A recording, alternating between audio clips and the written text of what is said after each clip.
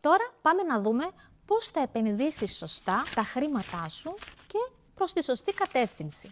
Αρχικά, για να πούμε ότι έχεις ένα σωστό επενδυτικό πλάνο, θα πρέπει σε πρώτη φάση να είναι μακροπρόθεσμο. Δηλαδή, να επιλέξεις εσύ το δικό σου επενδυτικό πλάνο με βάση το δικό σου προφίλ. Θα είναι επιθετικό, θα είναι συντηρητικό, θα είναι μετριοπαθές, ανάλογα με το ρίσκο που θέλεις να πάρεις. Εφόσον λοιπόν κάνεις αυτή τη μελέτη και ενημερωθείς γύρω από το κομμάτι των επενδύσεων, σου συνιστώ να δώσεις πολύ χρόνο στην επένδυσή σου, πρώτον. Δεύτερον, να κάνεις οπωσδήποτε διασπορά του ρίσκου, δηλαδή να επενδύσεις σε πολλά κομμάτια και πολλούς τομείς. Και τρίτο βασικό χαρακτηριστικό που πρέπει να έχει η επένδυσή σου οπωσδήποτε, θα πρέπει να είναι η μεθοδικότητα και η συστηματικότητα.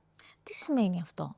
Συστηματικότητα σημαίνει στις επενδύσεις ότι θα πρέπει να τοποθετούμε στις αγορές σε τακτά χρονικά διαστήματα. Να μην πω ότι αγόρασα 5 μετοχές, μία μετοχή ή ένα ομόλογο σε μια συγκεκριμένη τιμή και περιμένω να ανέβει ή να κατέβει ή την κατάλληλη στιγμή να αγοράσω ή την κατάλληλη στιγμή για να πουλήσω.